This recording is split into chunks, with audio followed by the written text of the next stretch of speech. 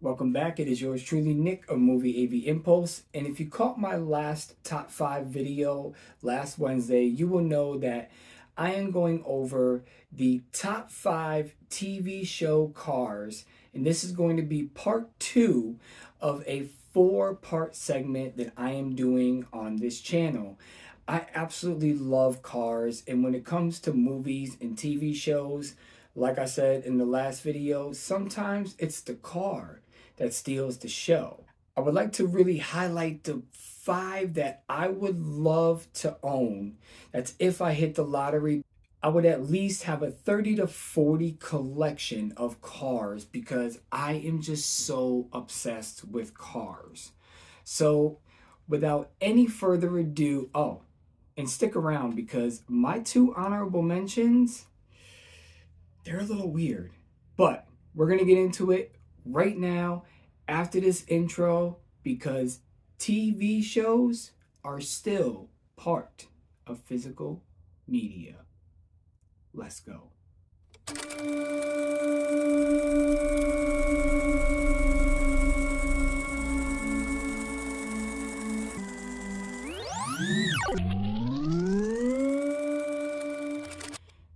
All right, we're back.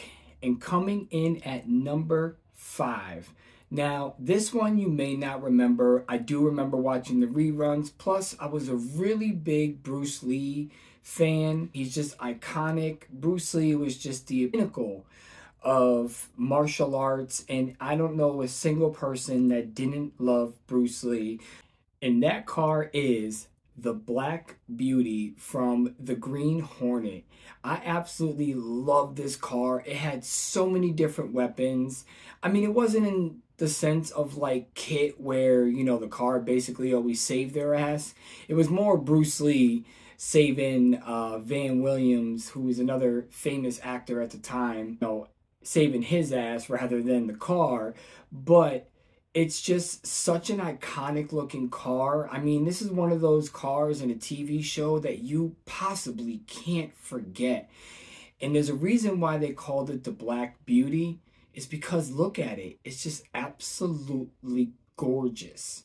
And I would love to have just a replica of this car, not with the whole weaponry and all that, because obviously that would just be crazy. But I would probably have like some prop stuff done, like toy guns or like the front end, like do some flip stuff and show like fake missiles. It would just be super cool to really own that. It was based off of the Chrysler Imperial Crown, is I believe what they called it, but it's just such a beautiful car, and I would just love to have that car.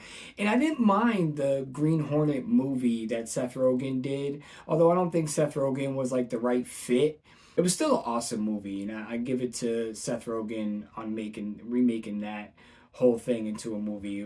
It was pretty cool, even though I'm not happy with what you're doing with Teenage Mutant Ninja Turtles. Coming in at number 4 now, who can forget this orange icon?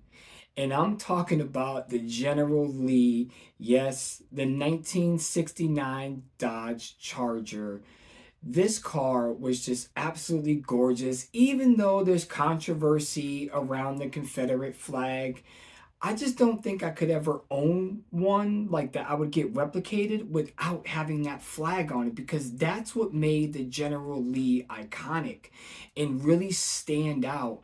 And if you look up a lot of articles on this car, they use so many different stunt cars for this TV show that I believe there's an actual like junkyard of like all the General Lee like clones and duplicates in this like junkyard. But it's just such a beautiful ride. And I mean, who didn't want Hemi Power back then? It was just such a man's car. It was just absolutely gorgeous. Okay, this one coming in at number 3. I watched the reruns. My grandmother was totally obsessed with this show.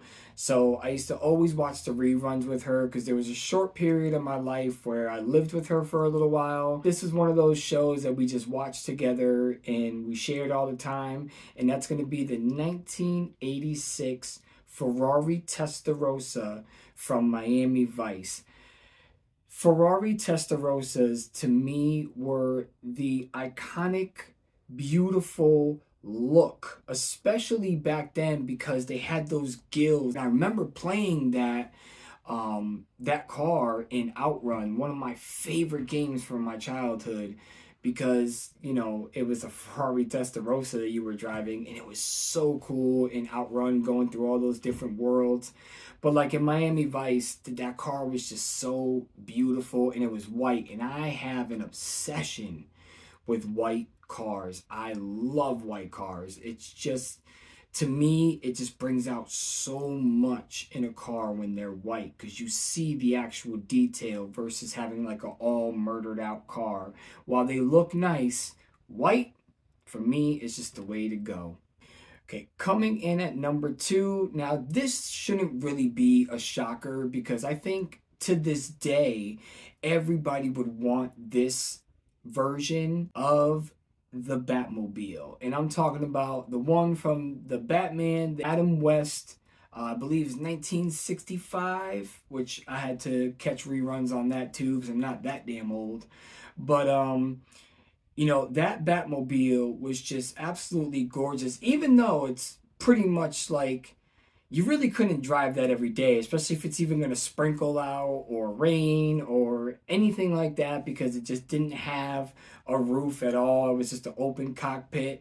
But I remember watching that TV show and just being so blown away by like how fast it was, not knowing when I was a little kid that was just all camera movements and they were just speeding up the camera. I mean, now I know that, but to me that car was just like so fast, and it was just like, wow, I want to have that. And it was Batman. I've been obsessed with Batman since Adam West, since I've seen the first TV show. And I remember when they were doing like all the punches, and it would just flash up on the screen, pow or bang or boom.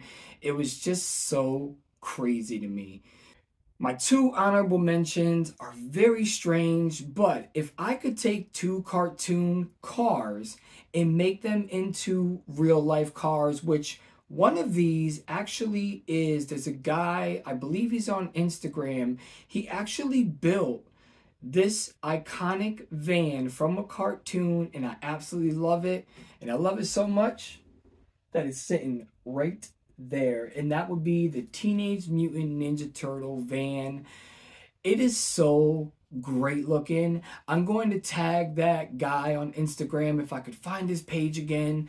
He actually made a replica of that van, and it is absolutely awesome. I mean, who wouldn't want a Ninja Turtle van, especially if you're my age?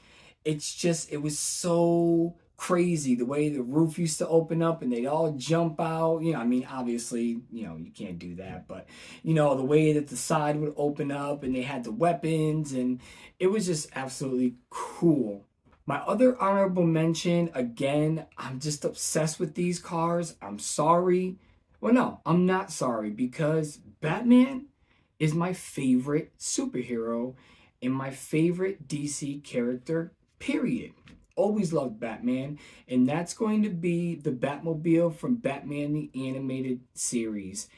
This Batmobile is just one of a kind. Show is the show. I still think that there has not been one Batman show, cartoon wise, that is compared to how iconic the animated series was. That show is a legend of its own, and I don't understand how anybody can hate it. Just everything, the way it was illustrated, the way it was filmed and directed, it's just absolutely amazing. That's why I own all of the entire series, and the two cartoons that were based off of that. So it's just an iconic looking Batmobile, and I would definitely have a replica built and have that, even if it was just like a statue, where something that just basically was like a lawn ornament. I would do it because it's just, I would just love to look at it every day. That would just be awesome. And coming in at number one, now this should absolutely be no surprise to any of my friends or anybody if you truly know me, and that is going to be Kit from Knight Rider. The Knight Industries 2000 was just one amazing looking car. Although I would prefer the one from season 4 in episode 2, where they had the super pursuit mode. It turned into a convertible. David Hasselhoff in this TV show, I mean, he stole the show. Such an iconic figure, especially around Germany. I know Germany, I mean, he still performs out in Germany. It's absolutely insane. He's still loved out here. He's iconic. It just stole the show. Every time you seen this car coming on and you just seen that red beam go back and forth, you just knew. I mean, if it wasn't for Kit, Michael would have died 1,500 times. So, and just the things that he could do. I mean, as a kid, I thought that that was really a car talking. I thought that was really the car driving itself. And, you know, when he turned into super pursuit mode, how fast he went, once again, not knowing it was just camera work and camera tricks. But it was just insane. I remember seeing the speedometer breaking over 250 miles an hour on city streets. This guy is just flying down city streets at 250 miles an hour in super pursuit mode. And then when he would hit the brakes and all the flaps would come out to stop him, it was just iconic. And that will be always my number one. If I had to do one car, if I only hit the lottery to get enough money to do one car, that Kit would definitely be the first one I would do and have it exactly replicated from top to bottom, even have the whole voice thing respond to me and everything. Because that car still to me today is one of my dream cars that I know I will never own. But even when I see somebody that took the time and replicated it at a car show, I just absolutely stop and stare and drool. And I'll talk to the owner for like a half an hour if I can, just to pick his mind, because I absolutely love Kit. But anyways, I hope you enjoyed my top 5 with my 2 honorable mentions. Part 3 will be next Wednesday, which will be on the Fast and Furious top 5 cars. And if you know me, you kind of know what my number 1 is going to be. But that's just because I'm a fanboy. And I'll never change my mind about that.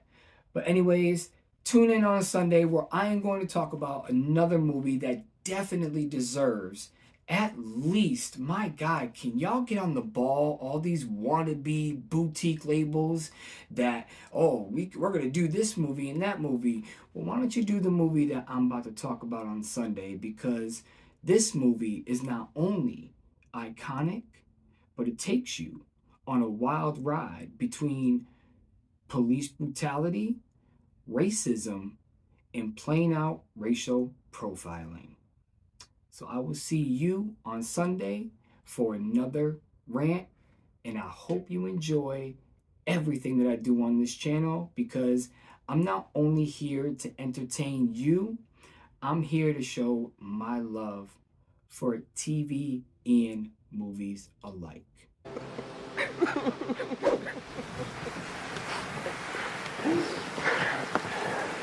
Thank you. You love me. You